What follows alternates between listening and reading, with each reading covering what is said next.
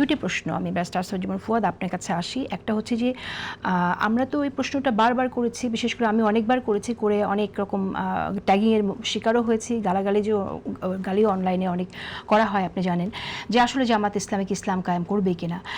এই যে কথাটা তিনি বললেন, আমরা চেয়েছিলাম নির্বাচনের মাধ্যমে ইসলাম কায়েম হবে, এটা কিন্তু জামাত বলেনি কখনো। যে কেউ কেউ বলেছে, আবার ডিনায়ও করেছে, আমরা ধোঁয়াশার মধ্যেই ছিলাম।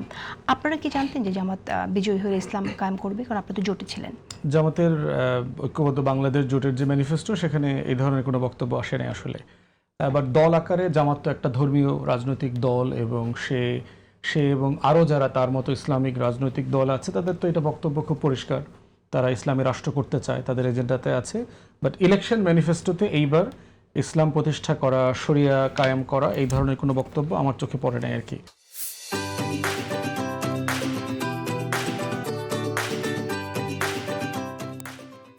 আপনি বিষয়টা কতটুকু কনভিন্স? এটা তো সামনে, যেহেতু জামাত ইসলাম বিরোধী দল, আগামী তো এই রাজনীতিটা, এই আলোচনাটা থাকবেই। ইসলাম মানে জামাত ইসলামী ইসলামপন্থী দল, ইসলামপন্থী দল, সুতরাং প্রধান বিরোধী দল, এবং প্রধান বিরোধী দল, যেহেতু জামাত ইসলাম প্রধান বিরোধী দল, সুতরাং জামাত ইসলামী আসলে ইসলাম কায়েম করতে চায় কিনা আগামীতে, সেই আলোচনাটা আসবে। সেই জায়গা থেকে আপনার কি মনে হয় যে জামাত ইসলাম যখন ইসলামে তাদের দলের নির্বাচনী ম্যানিফেস্টো নিয়ে আসছে, সেখানে তারা ইসলাম কায়েমের কথা বলছে না, এমনকি যখন বিদেশিদের সাথে, কূটনীতিকদের সাথে কথা বলছে, তখনও কিন্তু তারা ডেমোক্রেসির কথাই বলছে, লিবারেল পলিটিক্সের কথাই বলছে। কিন্তু এই যেমনটি আপনি বললেন যে তাদের তো আসলে ইসলামী ধারণা থেকে তারা, তাদের দল ইসলাম পন্থার দল, তারা তো ইসলাম কায়েম করতেই চায়। আপনি কি মনে করেন যে ব্যাপারটাকে আপনি কনভিন্স যে তারা যে দ্বিমুখী একটা চরিত্র তাদের আমরা দেখতে পাই, যেটা স্পষ্ট না, এটাকে আপনি কনভিন্স কিনা? দেখেন, এই বিষয়ে প্রশ্ন করার জন্য আসলে তাদের প্রতিনিধি দরকার। না, আপনি কনভিন্স কিনা? আপনি যেহেতু আপনারা জোটে গেছেন, সেই জায়গা থেকে আমাদের জোট একদম সিম্পলি ইলেকশন, সিম্পলি আমরা সবাই এক বাক্সে নির্বাচন করেছি, এর বাইরে কোনো পলিটিক্যাল ইস্যুতে। আমি যদি আপনাকে একদম ধরেন একজন রাজনীতিবিদ হিসেবেও তাদের সাথে একসাথে যতটুকুই পথ চলেন না কেন, সেটুকুর জন্য তাদের একটা জায়গা, এটা তো মৌলিক একটা জায়গা, সে জায়গায় আপনারা যতটুকু মানে ভাবে জানা দরকার, সেটা আপনি কনভিন্স কিনা? একটা বিষয় হলো, তারা তো পাবলিকলি কখনো বলে নাই যে আমরা ইসলামী রাষ্ট্র প্রতিষ্ঠার প্রকল্প থেকে বললো তো যে আমরা ইসলাম কায়েম করতাম, করা হলো ইঞ্জিনিয়ারিং কায়েম, এটা তো বলা পাবলিক। সেটা তো সে ক্ষমতায় গেলে করতো কিনা অথবা করতে পারতো কিনা, সেটা অন্য আলোচনা। প্রশ্ন হচ্ছে তার তো আসলে তার যে পার্টি পজিশন, সেটা তো সে একটা ধর্মীয় রাষ্ট্র কায়েম করতে চায়, অতএব এটা বলার ভিতরে তার তো কোনো দোষ দেখতেছি না। অতএব সে তার পজিশন একই রকম আছে। প্রশ্ন হচ্ছে ইলেকশন টাইমে কৌশলগত কারণে সে কতটুকু বলেছে, কতটুকু বলে নাই। আমরা ইলেকশন রিলেশনশিপের মধ্যে দেখেছি ইসলামী রাষ্ট্র কায়েম করার কোনো আলোচনা এখানে টেবিলে আসে নাই। সিম্পলি আসছে আসন, ভোট, ভাগাভাগি, কে কোথায় কাকে হেল্প করবে, সাপোর্ট করবে, এই আলোচনার বাইরে আইডিওলজিক্যাল রাজনৈতিক আলোচনাটা আসলে এই সময়টাতে আসে নাই, আসার সুযোগও ছিল না। বাট আমার মনে হয় অফকোর্স এই প্রশ্ন তাদেরকে ফেস করতে হবে, তাদেরকে এটা জবাব দিতে হবে যে তারা আসলে কি ধরনের রাষ্ট্র চায়, এবং সেই রাষ্ট্র চাওয়ার প্রশ্নে কি তারা পিছনে ফিরে আসছে কিনা, অথবা তারা পরিবর্তন করেছে কিনা।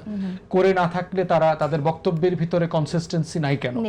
তো সেই জায়গাটার প্রশ্ন তাদের লিডারশিপকে তাদেরকে পরিষ্কার করতে হবে। রাইট। এখন এই যে প্রশ্নটা আসছে যে ইঞ্জিনিয়ারিং করা হলো, এবং জামাত থেকে বলা হচ্ছে আমরা 203 দল, আরেকজন নেতা বলেছেন 203টি দলে বিজয়ী হয়ে আমরা ক্ষমতায় যেতাম, কিন্তু ইঞ্জিনিয়ারিং করে হারিয়ে দেওয়া হয়েছে।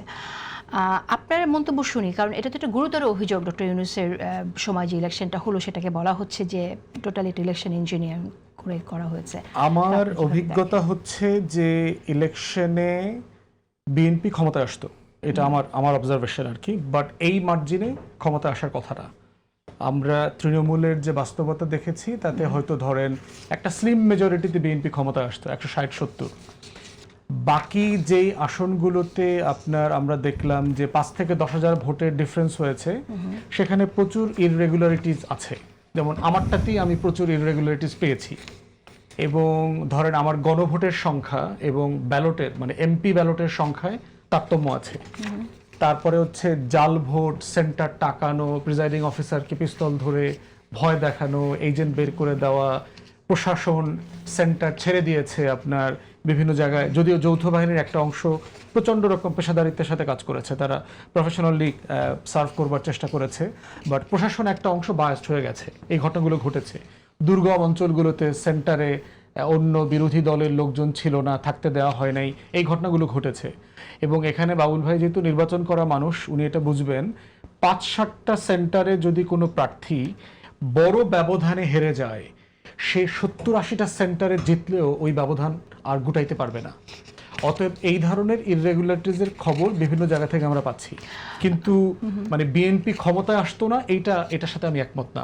আমি মনে করি যে বিএনপি স্লিম মেজরিটি হলেও ১৭০-৮০ সিটে বিএনপি ক্ষমতায় চলে আসতো, বাট বাকি ৪০-৫০টা আসনে হয়তো কোনো না কোনো ফর্মে ইররেগুলারিটিজ কিন্তু হয়েছে। জামায়াত ইসলামী যে পরিমাণ ভোট পেয়েছে সেই জায়গা থেকে আপনার কাছে কি মনে হয় না যে এই ভোট পাওয়াটা নিয়ে অন্যরা যদি বলে ইলেকশন ইঞ্জিনিয়ারিং হয়েছে, সেটাকেও তো খারিজ করা যাবে না? অনেকে বলছে যে ইঞ্জিনিয়ারিং হয়েছে কিন্তু সেটা জামাতের পক্ষে হয়েছে। না, ওটা প্র্যাকটিক্যাল না। এই কারণ হচ্ছে যে ক্ষমতার যে ভরকেন্দ্র আছে, ডিপ স্টেট থেকে শুরু করে আন্তর্জাতিক সম্প্রদায়, আমলা, সামরিক, বেসামরিক, গণমাধ্যম, ব্যবসায়ীদের, এর প্রত্যেকটা ভরকেন্দ্রে দেখবেন কেউই জামাত ফ্রেন্ডলি না, কেউই চায় না, তারা দেখতে চায় না জামাত ক্ষমতায় আসুক। অতএব জনগণ হচ্ছে ক্ষমতার একটা ভরকেন্দ্র এবং সবচেয়ে ক্ষমতাবিহীন ভরকেন্দ্র, সবচেয়ে দুর্বল ভরকেন্দ্র হচ্ছে ভোটাররা। ভোটারদের বাইরেও আরো পাওয়ারফুল ক্ষমতার ভরকেন্দ্র আছে।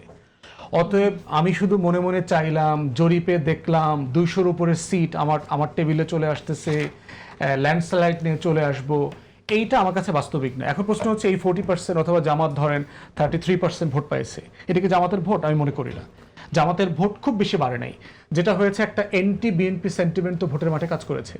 কারণ গত ১৬-১৭ মাসে বিএনপির নেতা কর্মীদের আচার আচরণ, আমলনামা, চুরি, চাঁদাবাজি, ছিনতাই, সন্ত্রাস, এগুলো তো ভিজিবল হয়েছে। এন্টি বিএনপি একটা ক্যাম্পেইন আমরা অনলাইনে দেখেছি, এই বাস্তবতা। তো সেই জায়গাটাতে এই ভোটগুলো কোথায় যাবে? আর কোনো বাক্স তো নাই জেতার মতো বাক্স যদি কাউকে ভোট দিতে হয়। এবং এই রাজনীতিটাই তো আমরা গত ৪০ বছর দেখেছি। আওয়ামী লীগ পছন্দ না করলে বিএনপি ভোটের কথা বলছেন, এন্টি আওয়ামী যে ভোটটা, সেই ভোটের কথা তো বললেন না। সেই ভোটটা কোথায় গেল? না, সেই এন্টি আওয়ামী লীগ তো এখন সবাই আমরা।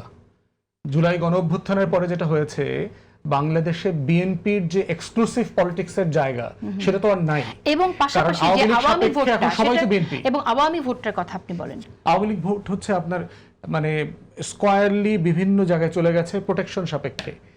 যে এলাকাতে যে দল যাদেরকে নিরাপত্তা দিতে পারবে, শেল্টার দিতে পারবে, বাজারে ওঠার অধিকার দিবে, দোকানপাট খুলতে দিবে, মিথ্যা মামলায় হয়রানি করবে না, তারা সেই দলে গেছে নিরাপত্তা সাপেক্ষে। যেখানে বিএনপিতে যাওয়া সেখানে বিএনপিতে গেছে, যেখানে জামাতে যাওয়া সেখানে জামাতে গেছে। এটা মানে আপনি কোনো একদম সিঙ্গেল বক্সে ফেলতে পারবেন না যে পুরোটা ওইদিকে চলে গেছে।